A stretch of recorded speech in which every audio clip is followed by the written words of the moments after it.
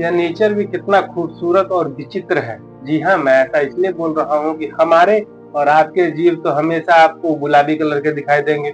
आपने अधिकतर जगह देखा होगा कि सारे जंतुओं का लगभग गुलाबी कलर के होते हैं, लेकिन हमारे ही धरती पे एक ऐसा प्राणी है जिसका जीव अगर देखा जाए तो ब्लू कलर का है।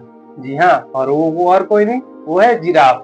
आप जिराफ को जब देखेंगे, जिराफ जब खा रहा हो तो आप जाइए जू में देखिए या जंगल सफारी में जाते हैं तो वहां जाकर देखिए, आप देखेंगे और आप पाएंगे कि जो जिराफ होते हैं उनके जो जीभ होते हैं वो ब्लू कलर के होते हैं।